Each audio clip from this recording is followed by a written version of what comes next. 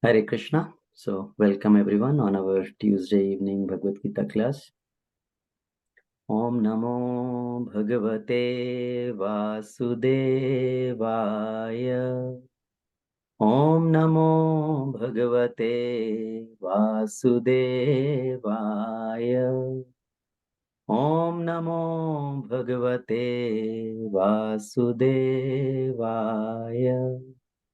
Om Ajnanatimirandhasya Jnananjanashalakaya Chakshurunmilitam Yena Tasmai Shri Gurave Namaha Mukam Karoti Vachalam Pangum Langhayate Girim Yat Kripatamaham Vande Shri Guru Dinatarinim Paramananda Madhavam Shri Chaitanyeshwaram नमो विष्णुपादाय कृष्णप्रेष्ठाय भूतले श्रीमते भक्तिवेदांत स्वामीति नामिने नमस्ते सरस्वती देवी गौरवाणी प्रचारिणे निर्विशेषा शून्यवादी पाश्चात्य देशतारिणे जय श्री कृष्ण चैतन्य प्रभु नित्यानंद श्री अद्वैत गदाधर श्रीवास आदि गौर भक्त वृंदा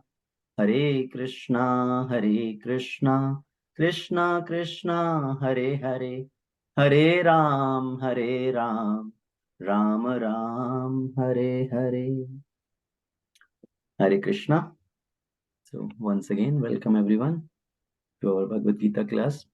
So last time we were talking about chapter 2 of Bhagavad Gita, text number 55 to 59, I believe we covered, which is talking about the symptoms of somebody who is sthita pragya, somebody with steady intelligence, how that person behave, how does this person talk, how does that person walk, how does that person sit.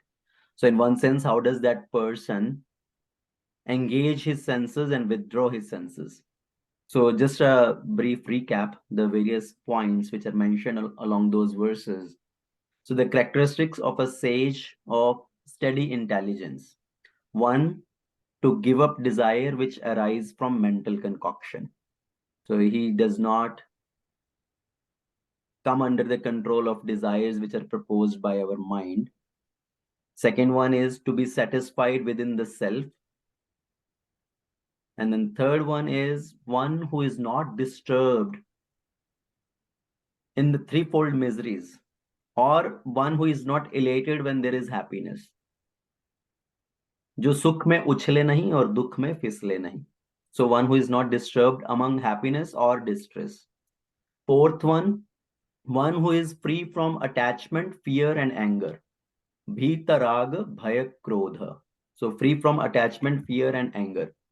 And the fifth one who is unaffected by whatever good or evil he may obtain.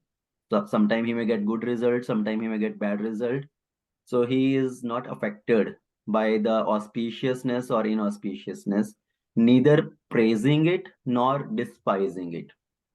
Okay. And then the sixth one who is able to withdraw his senses from sense object, as the tortoise withdraw its limbs within the shell. And then the seventh one, he is not entangling into sense enjoyment, because he has gained the higher taste. So ceasing such engagement by experiencing a higher taste. So if we see the overall purpose what Krishna is mentioning here, one need to control one's senses.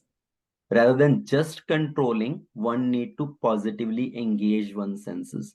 So not just control, but concentrate on Krishna and in that way gain victory. So control, concentrate, and conquest. So now Krishna is going to explain further on these two last point, which is to withdraw one's senses from sense object, restrict the senses from sense enjoyment, and engage in higher taste. So text number 60. यततो हि अपि कौन्तेय पुरुषस्य विपश्चिता इंद्रियाणि परमातीनि हरन्ति प्रसभं मनः. The senses are very strong. Pramati. So senses are like mad, turbulent, very strong. And they forcibly carry away the mind, even for a person who is endeavoring to control them. Even a man of discrimination, a man who understands what is right, what is wrong, who is trying to control the senses, even the senses are so strong, they forcibly carry away the mind of such person also. So theoretically, one may know what is right and wrong, right? We read from Bhagavad Gita, from Bhagavatam, so many different stories past time. And theoretically, we understand what we should be doing, what we should not be doing, what is right, what is wrong. But senses are so powerful that ultimately the mode of passion overpowers. Right? The general some examples, if we see in common people life, we understand, yes, we should not eat outside, we should not eat in the hotels, in the restaurants, because the food, the way it is prepared, the it's not maybe hygienic, and the person who is cooking the food, his consciousness, we don't know what kind of consciousness he has. So the person who is cooking the food, his consciousness affects the food. So we understand, but still many time it happens, the senses overpower, right? The senses say, oh, we want to taste something today outside, let's take a break and eat outside. So people, when they come to the process of bhakti, we say no eating onion, garlic, and all that. So they start practicing. So the first thing becomes is okay, at home we will not eat, but if we are outside, then maybe it's okay. So why is that? Because senses are too strong. And then same thing goes with drinking tea, coffee, drinking alcohol. Somebody is trying to restrict himself not to indulge in these things, but ultimately some get together comes, some party comes, and people think, oh, once in a while, it's okay, no problem. So even though theoretically understanding what is right, what is wrong, what to do, what not to do, but still end up doing that. Another example is sleeping more, especially sleeping, continue to sleep in the morning hours.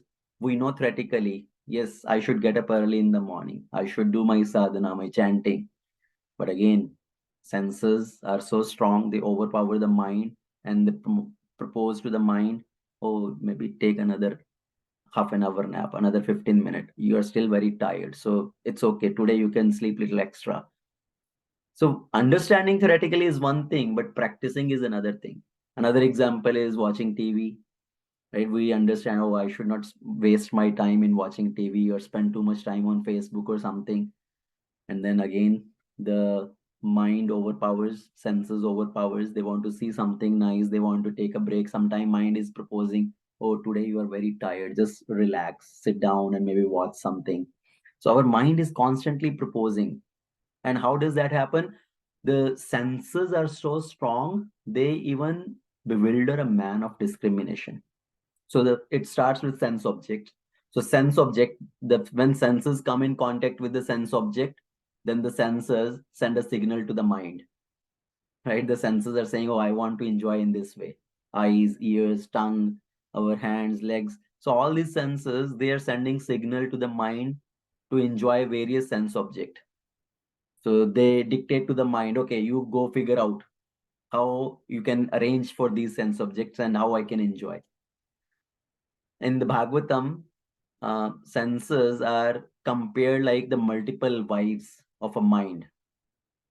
For example, if a person has many wives, like king have many wives, all those wives are demanding various things. I want this thing, somebody say I want this thing, and the person is being pulled towards all these various wives and demand of the various wives. Same way, senses are compared to the multiple wives of the mind, which are continuously demanding something from the mind. Make arrangement for us to enjoy in this particular way. So it said somebody who is desiring spiritual growth, they should carefully strive to tame this indulgence of senses. Or else what will happen is, otherwise they have the power to sabotage, right? These senses have the power to sabotage the mind, and the person gets derailed from the spiritual process. And another way the Bhagavatam explain how the various senses become victim of their sense object. And for each sense, there is example given. For the eyes, the example is of the moth. The moth want to enjoy the bright light. The moth becomes attracted to the fire. It gets closer and closer and closer. And ultimately, it gets consumed by the same fire. Because the eyes were attracted to something, the same eyes become the cause of destruction. Elephant example is for touch, because the he elephant want to enjoy with the she elephant. It runs toward the she elephant, and the hunters, they catch the she elephant, train her, and they make the she elephant stand at a place where in between there is a ditch, and they cover the ditch with some dry grass and all. And the he elephant, to try to enjoy with that she elephant, runs towards that and he falls into that ditch, and ultimately it's captured by the hunters and then tamed. Then example for ears is deer. The deer is attracted to the nice music of the flute, so the hunter plays the music and the deer runs towards the sound of the music and ultimately caught by the hunter. The example for nose is the musk deer, kasturi mrig. There is kasturi in the navel of the deer and this nice fragrance is coming, but he is not able to understand from where this fragrance is coming. He runs here and there to find the source of that fragrance and ultimately ends up in a deserted land and ultimately dies out of thirst. And the example for tongue is fish. Fish want to enjoy some nice bait which is put by the fisherman. And as the fish runs towards that bait, ultimately the hook is caught onto the tongue of the fish and the fish is caught. So all our senses, ultimately, if even one sense go astray, it can cause the complete destruction. So there are so many stories of this mentioned in scripture, especially Bhagavatam is full of these stories. In ninth canto of Srimad Bhagavatam, there is a story of Shabri Muni. This Shabri Muni, he is a very great yogi. He was meditating for thousands and thousands of years underwater. He was able to stay underwater, and in that way, he was absorbing in meditation. But because he was just trying to control his senses rather than positively engages the senses in service of the Lord, he also became victim. That's why it says somebody who is even trying to control the senses rob that person also. They take away the intelligence of a person of discrimination also. So this Shabri Muni, he was living underwater, practicing meditation, and one day he saw two fish mating. And by seeing those two fish engaging in that sexual activity, his senses were agitated and he started contemplating on that. And he also got that desire to engage in that particular activity. He came out of the waters and he said, I want to find a girl to marry. And at that time in Ayodhya, the king was Mandhata, and Mandhata had 50 daughters. So this Sabri Muni went into the court of King Mandhata and told him that I want to marry one of your daughter. And king, seeing the situation of Sabri Muni, who is very old, his body, because of being staying in water for so long, his whole body is wrinkled. So he said, who will marry him? None of my daughter will like to marry him, but if I refuse him directly, he may get angry and he may curse me. So he thought about something and he said, I'm okay with that. If any of my daughter want to marry with you, I will happily give my daughter to you. So I will call all my daughters. If any of them wish to marry you, I have no problem. So he knew, or in his heart, he thought that none of my daughter will like to marry him. So Sabri Muni also understood the mind of Mandhata. And he said, okay, give me one day, I will come tomorrow. And then you call all your daughters. So Sabri Muni went back and with his yogic power, with his mystic power, he transformed himself into a young, handsome man. Next day he came into the assembly. All the five daughters of Mandhata came there. And now everybody wanted to marry Sabri Muni because he was so young and so handsome. All the 50 daughters of Mandata, they liked him. So Mandata had to go by his words. So he married all his 50 daughters with Sabri Muni. And Sabri Muni, with again his mystic power, he expanded himself into 50 personalities and started living with each of the daughter of Mandata and created a palace also with his mystic power for everyone, for each of the 50 girls. So in that way, for thousands and thousands of years, he stayed and enjoyed with those 50 wives, produced many children. But again, after so much of enjoyment, he came back to his senses. He had that lamentation, what did I do? So at that time, he spoke a verse which is Aho imam pashyat me vinasham tapasvinam satcharit vratasya antarjale varichar prasangat prachyavitam brahmachirat dhratam yat. He said, alas, while practicing austerity, even under the depths of water, and while observing all the rules and regulation practiced by the saintly people, I lost all the result of my long austerity simply because of the by seeing the sexual affair of fish. And he is telling basically everybody should observe this fall down of me. Everybody should observe my this fall down and learn from it. So just controlling the senses is not enough. One need to engage the senses in positive way. So that's what Krishna is going to explain further to Arjuna. So this verse, what particular text number 60 is saying, the senses are very strong and they forcibly carry the mind even of a man of discrimination who is trying to control them. So that is text 60. Then text 61, Krishna says, Tani sarvani sanyamya yukta asita matparaha vashe hi yasyendriyani tasya pragya pratishtita.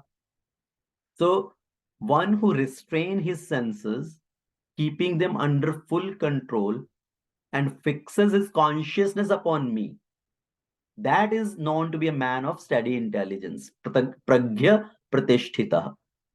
Man of steady intelligence. So what is that? Trying to control the senses, keeping them under control. So not just controlling, but what is the next point? Fixes his consciousness upon me. So just control is not enough. One need to concentrate one's senses on Krishna. So perfect example is given of Maharaj Ambrish. Again, ninth canto of Srimad Bhagavatam, the pastime of Maharaj Ambrish is explained. He engaged all his senses in constantly serving the Supreme Lord.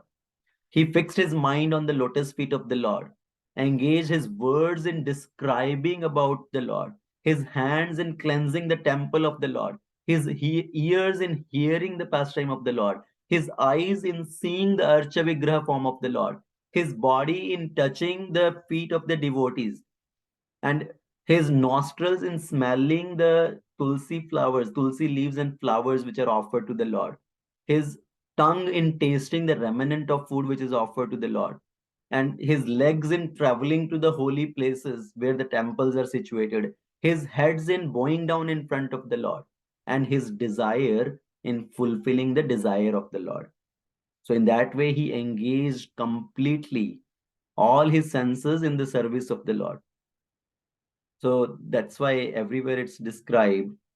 If we really want to control the senses, better is to engage in Krishna conscious activities. Ultimately, we should not focus too much on getting renounced or what do you call detached. Better is to get attached with Krishna. तो हमें किसी से छोड़ने की जरूरत नहीं है, कुछ छोड़ने की जरूरत नहीं है, हमें भगवान के साथ जोड़ने की जरूरत है. Rather than trying to develop detachment, better is focus on developing attachment with Krishna. भगवान से और भगवान के भक्तों से आसक्ति जोड़ना. In the pastime of Ajamila, he was a Brahmana earlier, then he got distracted and he gave up all the rules and regulation. And the last phase of his life, when Yamadutas came to take him, out of that anxiety, he spoke out, called out the name of his son Narayan. And in that way, immediately Vishnu Dutas arrived there and they protected Yamaraj. So there was a big debate between Yamadutas and Vishnu Dutas. And finally, Yamadutas were defeated and they went back. They came back to Yamaraj and they asked him, how did it happen? He was such a sinful person and we were trying to drag him to punish him for his sinful activities. But how was he saved? Who were those effulgent personalities who came to protect him? At that time, Yamaraj instructs those Yamadutas. What does he say? So it talks about the power of engaging our senses in service of Lord. So at that time, Yamaraj says, my dear servants, do not approach the devotees, for they have fully surrendered at the lotus feet of the Supreme Personality of Godhead. Please do not even go near to them, because they are always protected by the club of the Supreme Personality of Godhead. These great devotees, these Paramahansas, the exalted person, who have no taste for material enjoyment and who drink the honey of Lord's lotus feet. So, my dear servants, please bring to me for punishment only those people who are averse to taste of this honey, who do not associate with the devotees of the Lord, who are attached to their family life and worldly enjoyment, because that form the path of hell. So Yamadutas are being told by Yamaraj that go to those people who do not associate with devotees, who are completely attached to their family life, who are completely attached to just worldly enjoyment. Please bring to me only those sinful person who do not use their tongue to chant the holy name and the qualities of Krishna, whose heart do not remember the lotus feet of Krishna, and whose head do not bow down in front of the Lord. So bring to me those people who do not perform their duties towards the Lord. So ultimately, if one is engaging one's senses in the service of the Lord, ears in hearing about Krishna, tongue in chanting about, speaking about Krishna, head bowing down in front of Krishna, mind and intelligence to remember Krishna. So in that way, if we engage our senses, here it is said the Yamadutas will not come closer. So engaging the senses. Then again, second canto of Srimad Bhagavatam also talk about how to engage one's senses in the service of the Lord. If one is not engaging one's senses in the service of the Lord, he is compared with animal only. So there also it says, one who is not listening to the message of the Supreme Lord and who is not chanting and singing the glories of the Lord, they are possessing the ear holes like the holes of the snake. So if the person is not using his ears in hearing about Krishna, their ears are like the holes of the snake. And the tongue, if they're not using the tongue to speak about Krishna, their tongue is like the tongue of a frog, because the frog is croaking, and by croaking, he is inviting the snake to come and eat him. So the people who are not utilizing their senses in service of Krishna, they are moving towards the garb of death. They are entering into the mouth of death. And if somebody is not utilizing their head to bow down in front of Krishna, it says, what is the use of that head? It is just like a burden. Even though the head may be crowned with a silk turban, a very nice turban, but it is just a heavy burden. Because if one person is drowning in the water, the big crown or the big turban on the head, it basically uh, further multiply the drowning of that person. It makes the process even faster for him to drown. And if the hands, even though they may be decorated with nice bangles, glittering bangles, but what is the use of such hands if they are not utilized in service of Krishna? Such hands are like just the hand of a dead man, if not engaged in service of the Lord. And the eyes, if they are not used in seeing the form of the Lord or the symbolic representation of the Lord, then those are the eyes just like the plumes of the peacock. On the peacock feather also there is eyes, right? It appears like eyes, but it's not used for seeing. So our eyes, if they're not used in seeing the form of the Lord, they are just like the plumes of the peacock. And the legs, if we are not utilizing our legs to walk to the temple of the Lord, walk to the holy places of the Lord, then they are considered like the tree trunks, because the tree is just standing at one place, not moving. So if one is not utilizing the legs to visit the holy places, our legs are just like the tree trunks. And the person who at any time has not received the dust of the feet of the Lord's pure devotees on his head, then he is just like a dead body. And the person who has not experienced the aroma of flowers or the tulsi leaf which are offered at the feet of the Lord is also just a dead body, even though breathing. So second canto of Srimad Bhagavatam gives these particular narrations. If one is not utilizing one's senses in service of Krishna, then our situation is just like an animal or just like a dead body.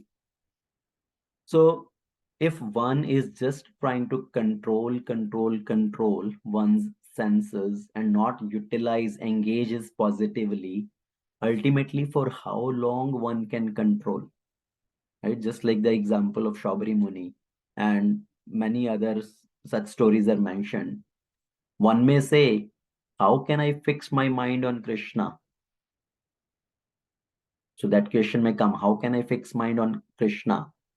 So the answer is, at least one have to have that intention. It start with your strong desire, your intention. Yes, I want to focus on Krishna. And when intention is there, then one engages senses in serving Krishna, and ultimately mind is also fixed. So text 62 and 63, Krishna speak about how a person falls down. What is the process of fall down? Why somebody falls down? And ultimately how one can check his falling down. So very, very important shlokas, text number 62 and 63. Ultimately, we should remember these two shlokas to apply in every situation. Immediately introspect on ourselves. Oh, why did this happen to me? How did I get victim of my senses or victim of this particular situation? Immediately refer back to this verse. So text 62, 63. Dhyayato vishayan pumsa sanghas teshopajayate संघात संजायते कामा कामात् क्रोधो भिजायते क्रोधात् भवति सम्मोह सम्मोहात् स्मृति विभ्रमः स्मृति भ्रमशात् बुद्धिनाशो बुद्धिनाशात् प्रणश्यति. So it gives a sequence of fall down, how the fall down happens. What is the starting point? It says dhyate vishayan pumsa. When somebody start to contemplate on particular sense object, that is the beginning of fall down. When somebody start to contemplate, if we are contemplating, I want to eat pizza today, right? We are thinking, contemplating on that. And what happens?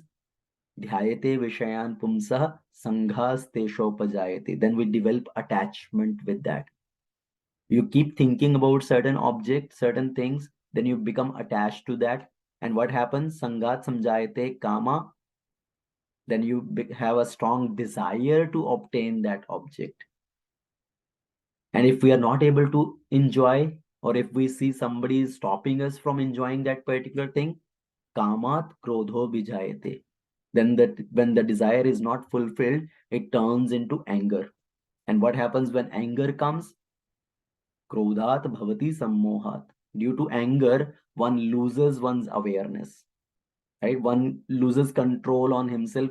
One loses his awareness in sense where I am, in what situation I am, what to be done, what not to be done. So that leads to losing the awareness, sammoha, delusion. And when this delusion comes, sammoha comes, what happens? Then the memory is lost. Then one person becomes bewildered. Sammohat bhavati, what was that? Kamat संगात संजायते कामा, कामात क्रोधो विजायते, क्रोधात भवति सम्मोहा, सम्मोहात स्मृति विभ्रमः. So when somebody is delusioned, he becomes completely bewildered. He loses his memory. And when memory is lost, what happens? Buddhi nasho. Our intelligence is lost. Because generally what happens, our intelligence is based on our memory. Right? So much thing is stored in our memory. And if memory is lost, our intelligence is lost. So sammohat,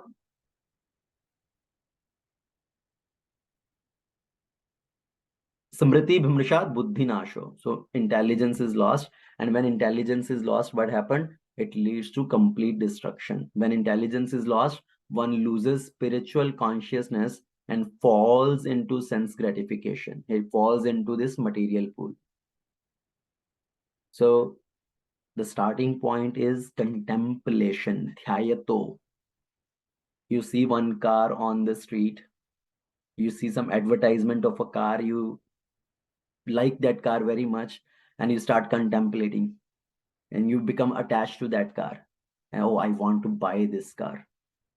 Then you start making arrangement, right? The person may start making arrangement. How will I make all the arrangement? How will I arrange the funds or something? And if we are not able to arrange, if we are not able to enjoy, then it leads to frustration or anger, and then ultimately all those things. And even if somebody gets also, and after getting, what happens? The happiness doesn't last forever. If you are attached to something, and even if you got that also, then either it does not meet our expectation, or something happens to that object, it doesn't give us happiness anymore. You bought a new car, and 2 days later there was a scratch on the car.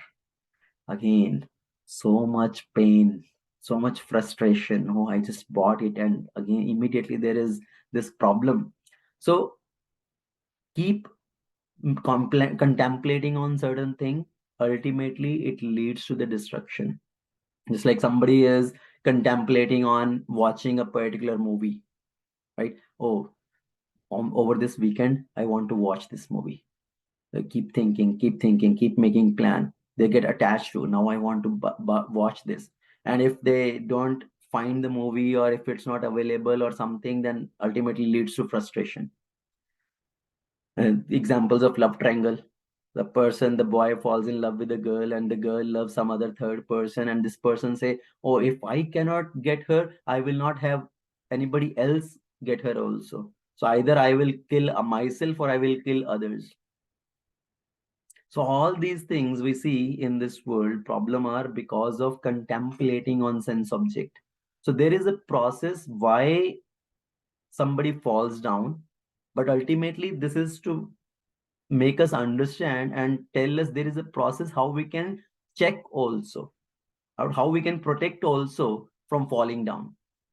For example, if a person is on the chariot and keeping the horses to go in a particular direction, if the horses see something here and there on the side, and they get attracted to that thing, then they want to run towards that. If the person is holding on to the reins and immediately control the horses, then it's easy to protect the horses from running hither and thither to different directions.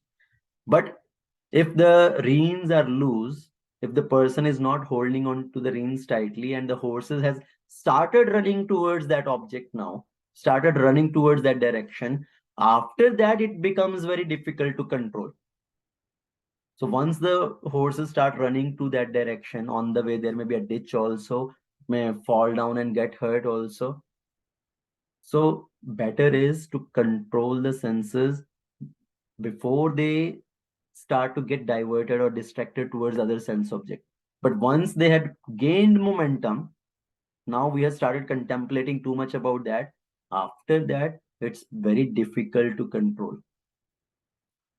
But it's not that one should not try that, oh, now my senses are already attracted towards that thing, now there is no use, no point of controlling. No, it's not like that. Later on also the senses can be controlled. Even the horses, they start running to that object, on the way they may fall in the ditch also, but one can still get up, pick up the horses, and again start riding and move forward. So it's not the end of story that, oh, once somebody has now become distracted, now there is no possibility. No, one can still control and move forward, but better is to control early. Another example is, if you are living in a house and you don't keep your front doors locked, somebody comes and some thief come and enter into the house. Now once the thief has entered into the house, to fight with the thief or to remove him from the house is more difficult rather than keeping him outside the house by keeping the doors locked, right? So better is to keep the doors locked and not let any stranger enter the house rather than trying to remove them once they have already entered. So same way, it's better to control the senses early rather than once they have become uncontrolled and started running to various sense object. And one very interesting point to understand here is, it says dhyate vishayan pumsa. It is not saying by seeing the object one falls down. It doesn't start by, it doesn't trigger by just seeing the sense object. It triggers by contemplating on the sense object when one start to continuously meditate on that. So problem is contemplation.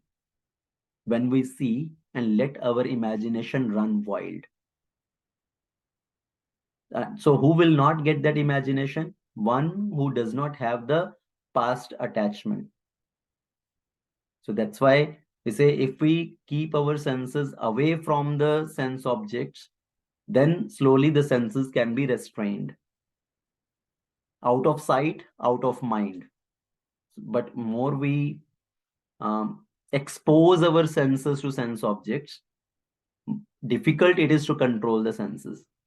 For example, a person who is attached to drinking, who is a drunkard person, right, who is too much attached to drinking, as soon as he see alcohol, as soon as he sees some bottle, immediately his imagination will be triggered, his past memories will be triggered, and he want to enjoy, he want to again indulge in that.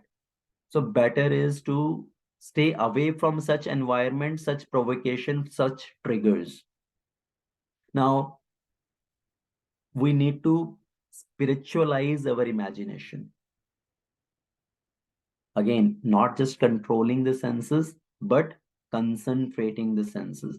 So if we spiritualize everything, then if we engage our senses in service of Krishna in all the activities, then we will remember Krishna. So somebody like eating, okay, no problem. You start cooking, you become a good cook. You cook all the various objects and offer to Krishna, and then you eat. You become a good pujari, you become a good devotee. Be good in your service, whatever we do. In that way, then our senses can become controlled. So generally, in the beginning, it may be very difficult to control the senses. Okay, there are 4 stages. When we try to control the senses, we may have to pass through the 4 stages. What is that? First stage is we struggle and we fail, right? We tried to control, but we failed. So we tried hard, but still we failed. Second stage is we tried hard to control the senses, and finally we win. So that is the second stage. Struggle hard, but win. Then third stage is, after that, it becomes little struggle and still you are able to control the senses. And then the fourth stage is no struggle and victory. Then there is no struggle to control the senses. Now senses are engaged perfectly in service of Krishna, and there is not much struggle, and we are able to control and concentrate our senses. So these are the 4 stages, and we can see in which stage do we fall. Are we struggling hard to control our particular sense and failing? Are we struggling hard and at least then gaining victory? Or we don't have much struggle now anymore and we are able to control the senses when? So where do we fall? So if we get victim of any particular provocation, let's say somebody is trying to control the senses, trying to control, let's say, anger. And after controlling the anger also, ultimately you got provoked and you became angry. So one should not think, oh, what is the use of this practice? I tried so much and I still failed. Oh, I tried to control my senses that I don't want to watch TV. I again failed. Ultimately, I end up watching. So, what is the use of my all this controlling? What is the use of all my practice? I still get these negative feelings in my mind, negative thoughts in my mind. Oh, what is the use of this practice? So one should not become disheartened. One should continue to practice, because earlier, yes, it may be struggle and we may be failing. Ultimately, a stage will come then when we will win over, when we will be able to win over. Because example is boiling milk. When we start to boil the milk, it takes a lot of time in the initial phase when the bubbles start to form, right? When you're keeping it at a high heat for first 5 7 minutes, nothing happen, and one may be wondering, oh, I'm putting it on the high flame and still nothing happen, because it is taking time for the milk to come to that 95 degree Fahrenheit or whatever the boiling point is, right? And then once it reaches to that temperature, then it start to rise up and immediately comes up. So earlier we may say, oh, I'm practicing, but I don't see much change in myself, or I don't see much change in that person. That person is practicing, he is doing chanting and doing bhakti. I don't see any change in him. Because in the beginning, we may not feel that external change, but change is happening at the surface. We may not be able to see that change, it's happening at the surface, and ultimately that change will be seen also. Another example is when somebody is trying to lose weight, right? They're working very hard, cutting down on their eating habits, not eating sweets or fried items, and doing a lot of exercise also. But for first 1 week, 2 weeks, maybe nothing much happen. And one may wonder, I'm working so hard and nothing is happening. What is the use of all that? Better is let me just continue with whatever I was eating and doing nothing. What is the use of all this austerity? Ultimately, one has to have the patience and continue with the process. It may take little time in the beginning to break down all that stored fat. Ultimately, the result will come if one patiently continue.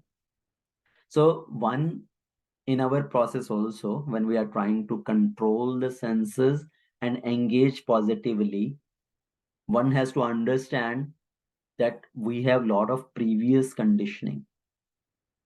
So we have to take action at some point of time to get rid of those conditioning. And based on the level of conditioning, it may take longer or it may take shorter. So for some people, it comes very natural. They are able to give up all those wrong tendencies very quickly, because maybe the conditioning was not too deep rooted. But for some people, because they are carrying such a big burden of conditioning, such a big baggage on their backs, it may take longer time to come out of that conditioning. But if we don't act at all, is that conditioning going to go away? Then the conditioning is going to continue to increase. So we have to act at some point of time and be patient in the process. So this text number 62 and 63 is very important. How the fall down happened, and ultimately Krishna is indirectly telling how to check that fall down. That don't contemplate on the sense objects. So text 64. रागद्वेष विमुक्तेस्तु विषयान् इन्द्रियैश्चरन् आत्मवशयैर्विध्येत्मा prasadam अधिगच्छति. So a person who is free from attachment and aversion, raga dvesha vimuktas, one who is free from attachment and aversion, and one who is able to control his senses through regulative principles of freedom. What happened to that person? Prasadam adhigacchati. He obtains the complete mercy of the Lord. He obtains the grace of the Lord. Prasadam. So what is the condition to get the grace of the Lord? To get the mercy of the Lord? Free from attachment and aversion. What is the meaning of attachment and aversion? Sometimes we have attachment for particular object. And sometimes what happens is we become completely indifferent to that object. Sometimes we say, oh, I want this, or we say, I don't want this thing. So sometimes we have attachment for certain thing, or sometimes we have hate for certain things. But Krishna says one who is free from both attachment and aversion. And second condition is one who is able to control the senses through regulative principles. And the regulative principles are called principles of freedom. They are not called the principles, regulative principles of bondage. It says regulative principles of freedom. And that person is able to obtain the mercy of the Lord. So, free from attachment and aversion. What is the example of that is, let's say we go to temple and now we have attachment for particular type of food item, or we have aversion towards any particular food item. Somebody may say, oh, I like to eat pizza, and somebody say, oh, I hate eggplant. Now in temple, let's say if there is a eggplant sabji which is being distributed as prasad in the feast, and person says, I hate this eggplant, but one should keep aside his aversion toward eggplant and still accept that, because that's the mercy of the Lord, that's the prasad. So giving up one's attachment and aversions, and one say, no, no, no, I want only pizza. If they are serving pizza, or if they are serving samosa in the temple, then only I will eat. No, so whatever is available, whatever is being served, you take that. So rag dvesha vimuktastu, free from attachment and aversion. And also we have sometime attachment of doing things in a particular way. Oh, I like to do this way only, my way only, right? My way or highway. So we are conditioned of doing certain things in a particular way for many many years, but sometimes we have to give up that. I have seen uh, when some new devotee come, like coming before coming to Krishna consciousness process, we maybe used to doing arati, offering arati to our home altar, in our home altar, to our home deities or pictures in a particular way. Oh, I show incense in this way, or I offer lamp in this particular way. Then we are taught the proper way, that one should offer arati in this particular way, one should offer incense this way, lamp this way, and then other things. And but one's thinking, no, no, no, I've been doing like this in my way for so many years. So my way. So attachment of doing things in a particular way. So one should be able to give up one's attachment and aversions and take to the proper way of doing things. So the second part is, if we are not able to control or give up, we should be able to at least regulate. Here, Krishna is not saying in the beginning, you just give up everything what you are doing, or whatever the sense activities you are doing, just completely give up that. Krishna is saying, regulate that. Like the parents, they regulate the child want to watch some cartoon, some TV, and the parents say, okay, 30-minute limit for you. You can be on 30-minute on your iPad, you can be 30-minute on playing this video game or certain thing. So regulating that child, because if you completely block the child, he may retaliate even more, and later on he may pick up some other bad habits. So rather than starving completely, regulate it. So same way, now when we say the regulative principles of freedom, what does it really mean, regulative principles of freedom? Doesn't the rules and regulation actually seen as restriction? So if it is a restriction, then how is it a freedom? Ultimately, we have to understand what we are considering freedom. It leads to many problems and it leads to many restrictions later on. For example, everybody want freedom. They want to enjoy whimsically without any restriction. They want to enjoy more and more. They want freedom more and more. These days, the society is like, everybody is just singing the slogans. We want freedom. We want freedom. What kind of freedom you want, and what is that freedom going to give to you? That is going to give actually more misery.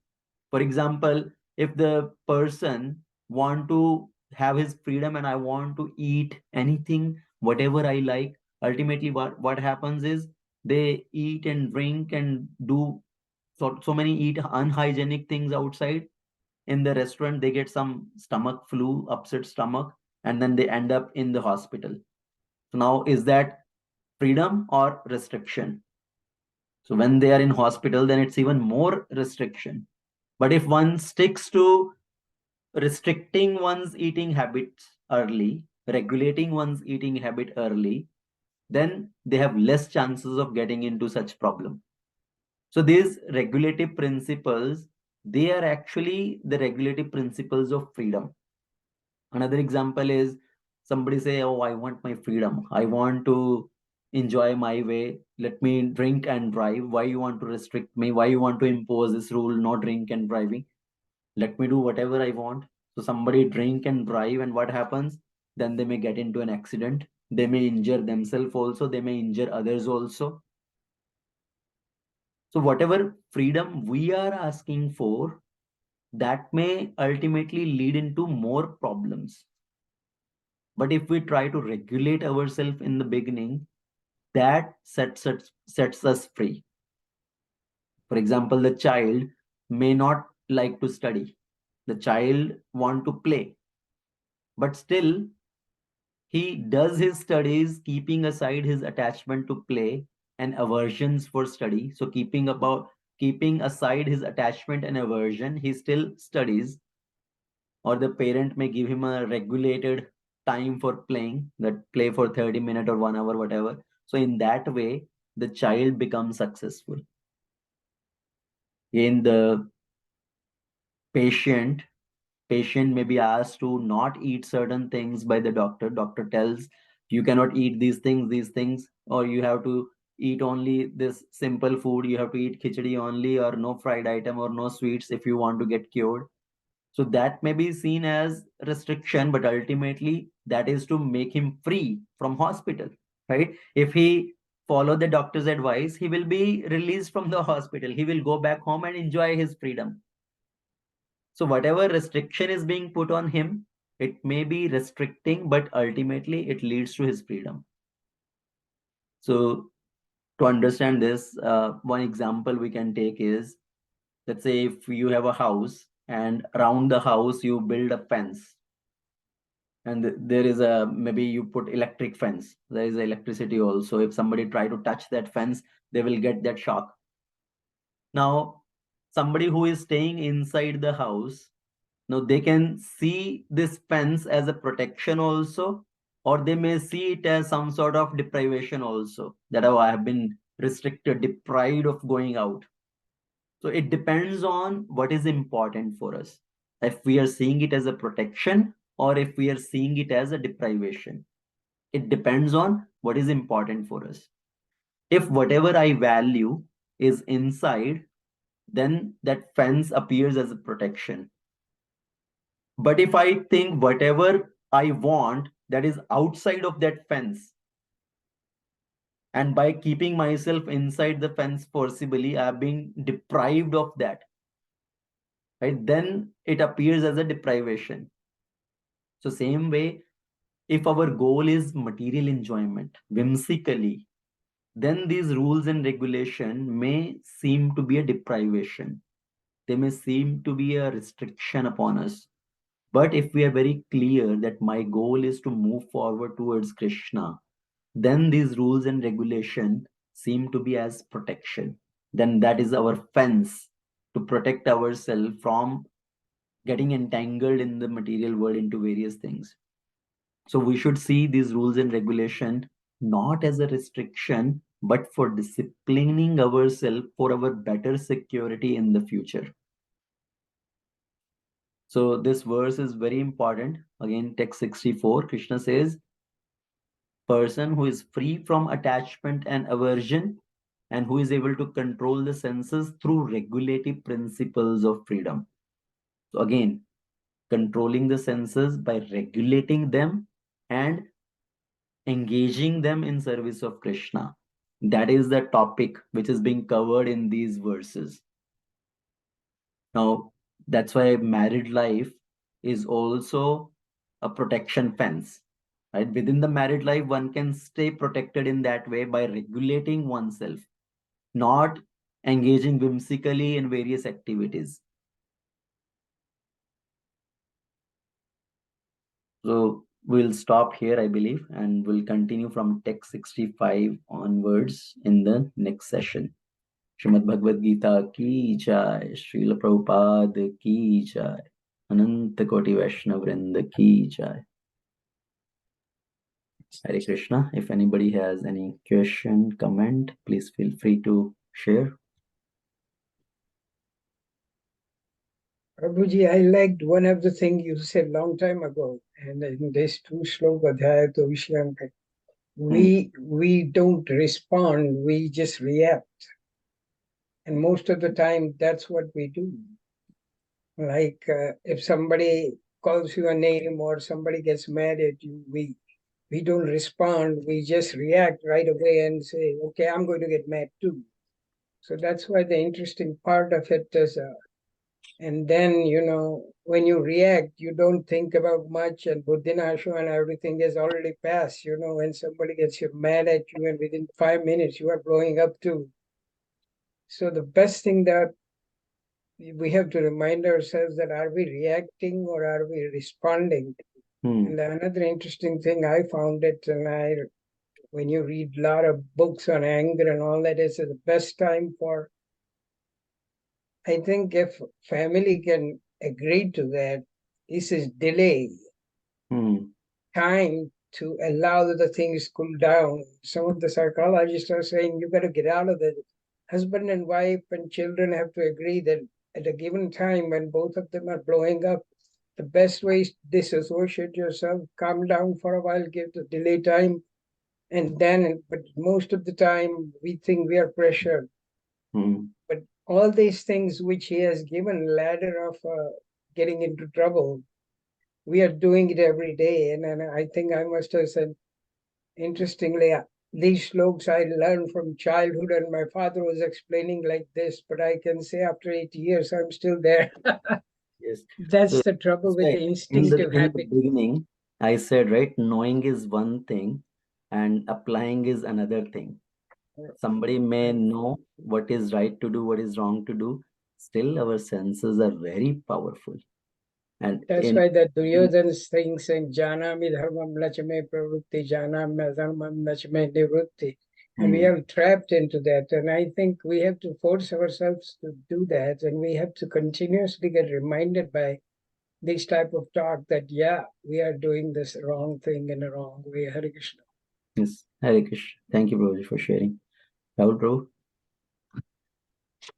No, Prabhuji, I was just going to say this. This was a good class, as you rightly said.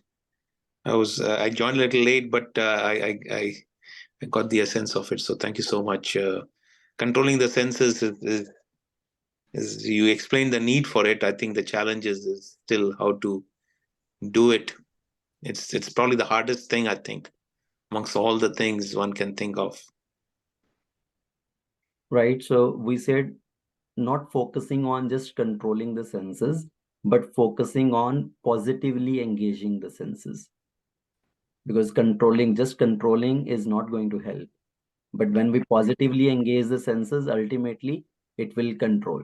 The point I mentioned is, if we have some wrong tendencies, rather than focusing on I want to get rid of those wrong tendencies, I want to detach from certain thing, rather than focusing on detaching from certain thing, is we need to focus on attaching ourselves to Krishna, attaching ourselves to devotees.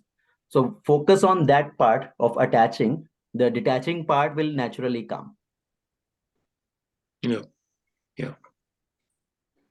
A good point. Yeah, and in fact, for me personally,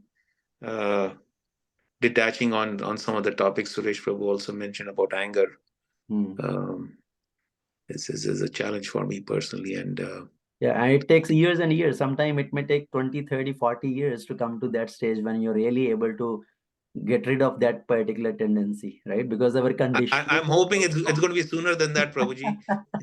I'm just giving an example. Sometimes the whole life goes by, still some situation may come and person may be provoked again, but the change is coming. The example I gave of a boiling milk, right? So change is coming with our practice. We may not be able to witness that change early, but the change is happening inside. Yeah. Not only that, but Prabhuji, you mentioned a very beautiful point that if you are attached to something which is a lot more superior than this thing, there is a very famous book that Don't Swell the Small Stuff. If you consider that praying or attaching to Krishna is the most important thing, that all these things become minor. And interestingly, there is a very good example for anger. I have read, and Buddha was a very good story. That one person like Brahmin who was opposed to Buddha comes up. He was lecturing and he calls his all kinds of bad names and he insults him. And all the other disciple wants to get up and really hit him and beat him. So Buddha says, don't do that. And So he sits the down. actual pastime is actually somebody spoke very bad words to Buddha, but Buddha walked away, and his disciple later asked him that he was telling so many bad things to you and you did not say anything. He said he was giving me the gift, but I did not receive the gift, and I left the gift with Exactly. him only. Same Right? thing. What he says, the next day he comes up and he says, I'm sorry. You are really merciful. I'm really bow down to you and I appreciate it. He says, I didn't realize that your disciple could have beat me up and killed me almost. He says, well, I'll tell you one thing. If you give me something and if I don't pick up and use it, what good is it? It was lying there. You don't have to apologize because I didn't pick it up. One of the problem with us is that we pick it up. Somebody's anger, somebody's comment, we pick it up. If we just drop it and say it's his problem or he's upset, then things would called out. It's easy to say, but you have to force yourself into thinking that. Even managers and all that, at work we do that because we are pressured. But at home we just blow up. And this is a very classical example. You picked it up. My father used to say, somebody called you a bad name. Why did you pick it up? It was a stupid thing for him to do, but why did you pick it up and made a big deal out of it? So don't sweat the small stuff. If you look at it, that is Somebody his may want to problem, not give us, yours. somebody may want to give us gift. We don't have to receive it every time. Right. Hare Krishna. Thank you, Prabhu. So Prabhuji, and I think majority of us are in those first two stages of the four stages that you discussed. We either lose or we fight for a long time and then finally we win. Yeah, to get to the stage of winning easily or always winning is for very advanced devotees, I would say. Right, it's true.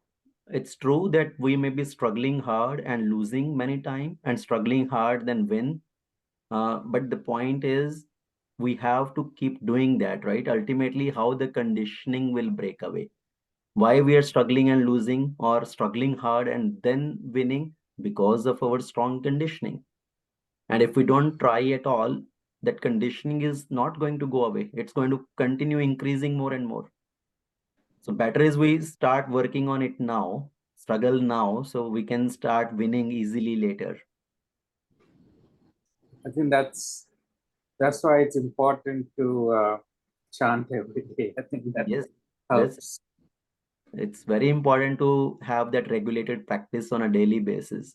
Our chanting, our reading, our hearing. I have seen just we are chanting, but if we are not hearing every day, again it goes down. Continuously, if we keep hearing on a regular basis, little bit, or keep reading at least little bit, 5 minutes, some particular verse of Bhagavad Gita or something from Bhagavatam, that keeps us charged. True, Prabhuji. Hare Krishna, Prabhuji. Hare Krishna, Vijay Prabhu.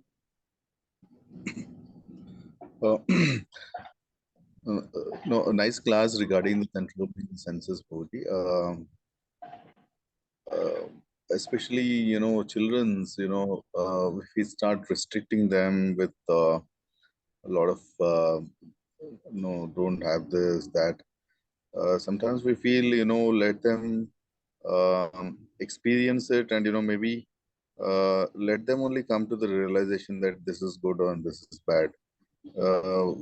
When we go about saying that, you have to restrict yourself may really not work. So this is something which because their taste buds will be initially trying to explore a lot of things, even a normal child. Right. So basically, there are two things which we need to work on. It's not always restricting, completely restricting. Basically, it's more point is regulating. For example, if we just restrict completely, then it may more retaliate. And sometimes we may have to give some food for it to get satisfied. For example, somebody has a dog and the dog is barking, barking, barking, and causing so much of trouble for the owner of the home. And what he does is he throws one chapati, one something for the food, and the dog sits down. He becomes calm. So sometimes same way, yes, our senses are troubling a lot, demanding a lot. It's not that always you just 100% restrict those. It's about regulating, right? So you still need to give the little food for the senses to strive to maintain, but it's again regulating. So same thing applies with children also. When we want to kind of regulate the children, it's not completely depriving the child of certain thing. Then they may become more retaliating. Ultimately, we have to allow them little bit time and slowly change their mindset, change their priorities. So their attachment to the positive thing increases. Right? The child want to watch TV. So rather than allowing them to watch anything, some cartoon on the TV, allowing them to watch something which is meaningful, some Krishna conscious thing, some Krishna conscious play, something. So in that way, their sense of watching is satisfied, but it's not spoiling also. So slowly shifting the needle, shifting towards a positive activity. I mean, in this age, regulating electronics is the big thing for parents. Yes, it's a very big deal because the schools, everybody is just having everything on electronic media now, right? All the school work is on iPads and everything is computers only. So it's really frustrating in one way. At our times, we will be reading from the books and writing on the papers. Now everything is online. So when they go online to do certain things, then there are so many other distractions also, of course, naturally. So yes, it is a very challenging time. We know that many times, too much of exposure, they get irritated quickly. We know the pitfalls, and a lot of things come. They do a lot of research and they come to, saying that too much of screen time is not good for the development of child. So it's all known. So we as elders, we realize that, and but children's, it's very difficult. So sometimes I just share that article, then she understands, or children understand, yeah, there is something which is not good for me. So I was saying, and maybe this media, whatever they say. Right. So for the children, again, we can tell them to certain extent, to certain age, and once they are beyond that age, it's very difficult to tell them, because it says, right, then after a certain age, then you need to become as a friend with them. And then they ultimately will realize based on their own experiences also. Sometimes we have to give them space to learn from their own experience rather than always trying to hold their hand. Correct. So sometimes I feel, let them experience, let them realize, and we have to just give some input sometime, Right. once in So a while. we can do our part of giving them the both good and bad of certain thing, right? If you do this, these are the consequences. So telling them about the consequences, and then again let them make their decision, because ultimately they are going to learn from their own experience. And then when they also, you told them the wrong consequence, that this is the wrong consequence, it may happen, and when they experienced it also, then their faith in you will increase, right? Then next time they will listen better to you, that, oh, he cautioned me earlier, I did not listen, and I had to get in this trouble. Now better I listen. and even especially with respect to food, right? When we go outside, the longing is there for them. We know that, okay, so we allow them to have sometimes once in a while a pizza, though we know it's not a good Yeah, I thing. mean, it's okay Or, because children, how much you can really restrict? They should not start seeing it as a deprivation. Later on, when they become independent, when they become free, then they will go astray, right? They will say, oh, you did not allow me to do this. Now I'm independent. I will do whatever I want. So then they may completely retaliate. So better is now give them little space rather than completely restricting. yeah. Just a short statement, Prabhuji. If you go to library, read some books on psychology, they call positive discipline. Very interesting books. Just go to and Jane, and there are a lot of authors, how to raise self-reliant children in self-indulgent society. They give you challenges of American society. What are the problems? There's some very good books in library, how to deal with it. And they say that you should discuss with children something's time, why you are doing that. You just say. And then Prabhuji has said beautifully that you have to give them some time and you have to treat them like they respect them and listen to them and then let them make the decision. There are a lot of books there. I have read that, but I'm not going to go into it. Hare Krishna. Thank you, Prabhuji, for sharing. So I see there is a question in the chat, Shama Mataji. How can we practice more attachment to Krishna in Grihastha rather than practicing detachment? So Mataji, you have put the answer also actually already in the chat, that we need to practice more attachment with devotees. Basically, more we get in association with devotees, attach ourselves with devotees, and do our regular sadhana, our regular prayers, chanting, reading, hearing, services. That's how we develop more and more attachment with Krishna. So let's say you are singing Gaur Arati in the evening to temple. So if you develop that attachment, oh, this is my service to Krishna, to sing this 30-minute kirtan, or somebody has deity service, dressing the deities, or making garland for the deities, or cooking for the deities. So if we attach ourselves to that service, this is my service to Krishna. So continuously, if we keep doing that, we become attached to that particular aspect. So this is how we develop attachment with Krishna. And of course, when we more engage in Krishna conscious activities, lesser and lesser time for other nonsense things. So ultimately, it will lead to detachment from other material things. Okay, so hopefully that answers. All right, I think we will end it here. Again, thank you everyone for joining. Srila Prabhupada. Thank you, Prabhupada. Ananda Koti Vaishnava Vrinda ki jai. Hare Krishna. Hare